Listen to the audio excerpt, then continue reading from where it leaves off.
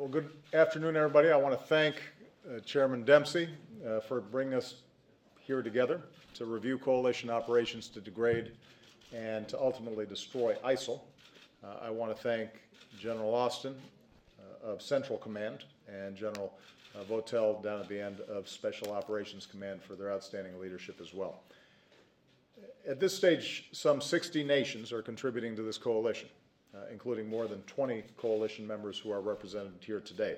Among them, Iraq, Arab nations, Turkey, NATO allies, and partners from around the world.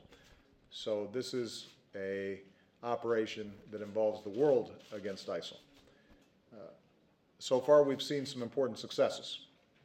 Stopping ISIL's advance on Erbil, saving many civilians from a massacre on Mount Sinjar, retaking the Mosul Dam, destroying ISIL targets and fighters across Iraq and Syria.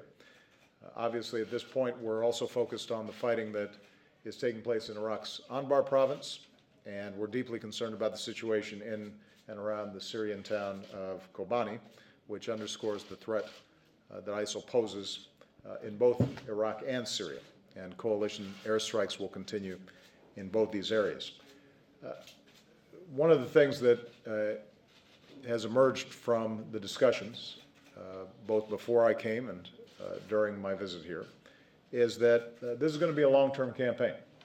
There are not quick fixes involved. We're still at the early stages.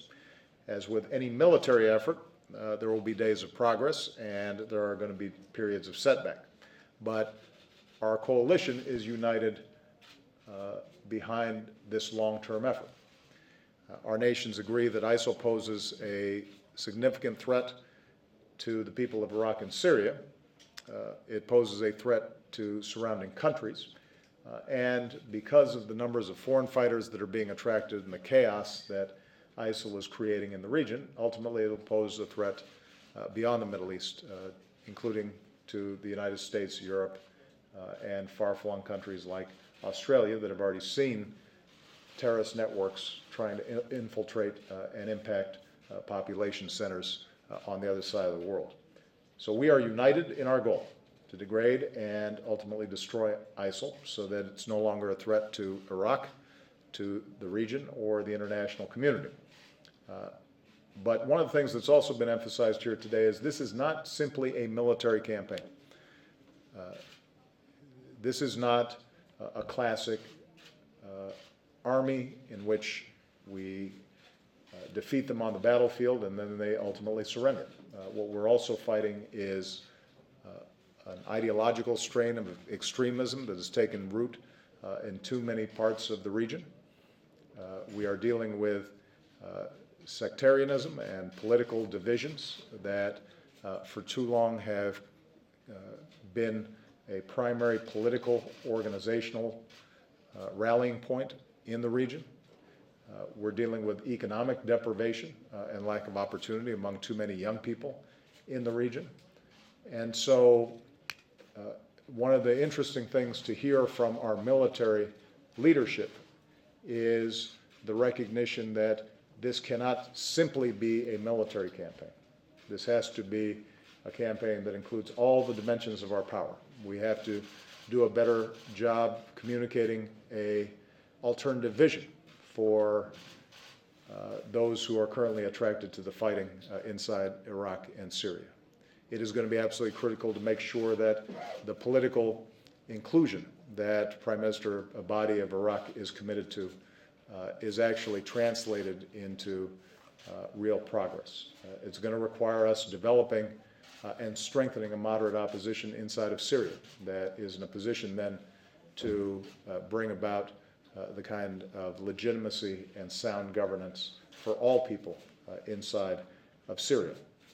And so in addition to denying ISIL safe haven in Iraq and Syria, in addition to stopping foreign fighters, in addition to the intelligence gathering and airstrikes and ground campaigns that may be developed by the Iraqi security forces, we're also going to have to pay attention to communications. We're going to have to pay attention to how all the countries in the region begin to cooperate in rooting out this cancer, and we're going to have to continue to deliver on the humanitarian assistance of all the populations that have been affected. And we have 3 countries here, Jordan, Lebanon, and Turkey, who obviously are bearing an extraordinary burden from the displaced persons, not just recently over the last few months, but for several years now as a consequence of the civil war in Syria. That all plays a part in this campaign.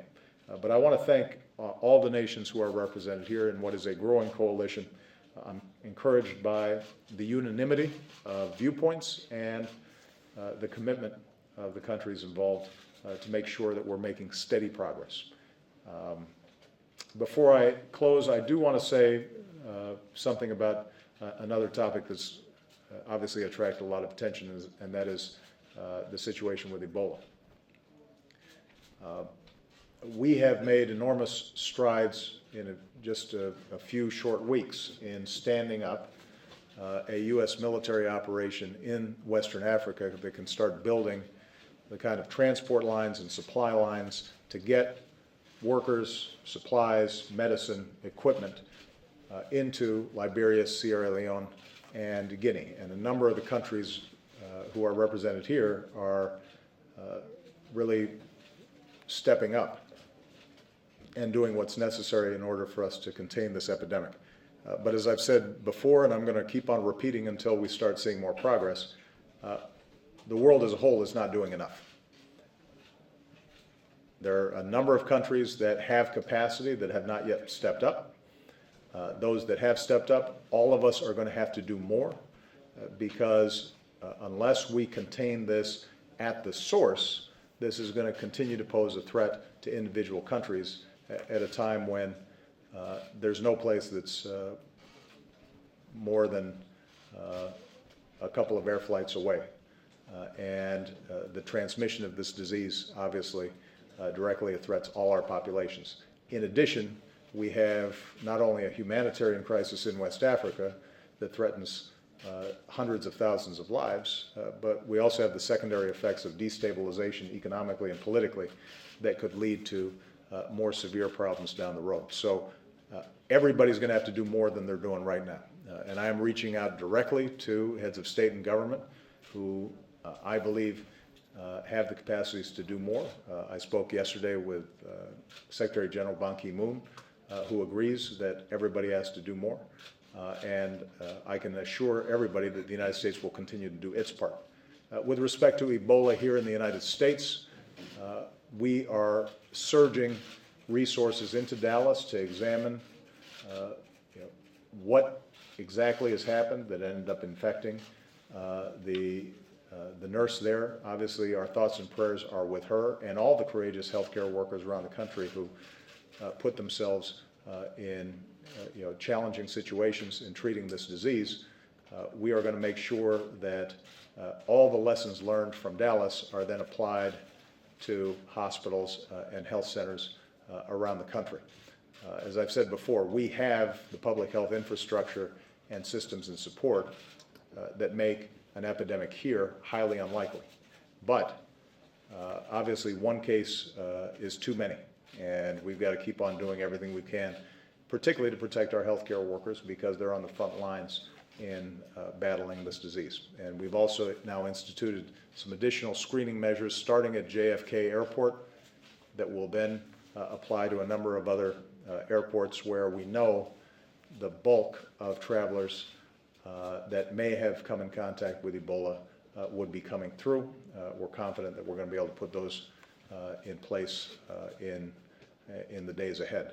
But in the meantime, our thoughts and prayers are with the nurse who, like so many nurses and healthcare workers around the country, day in, day out, do what they need to do, sometimes at some risk to themselves, in order to provide the kind of care that we all depend on.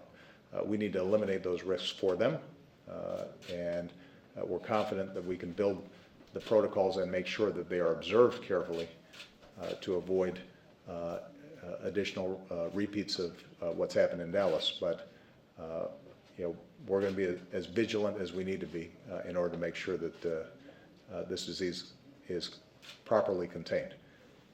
The best way for us to do that, though, is also to make sure and understand that what happens in West Africa has an impact here in the United States and in all the other countries that are represented here. So, thank you very much, everybody.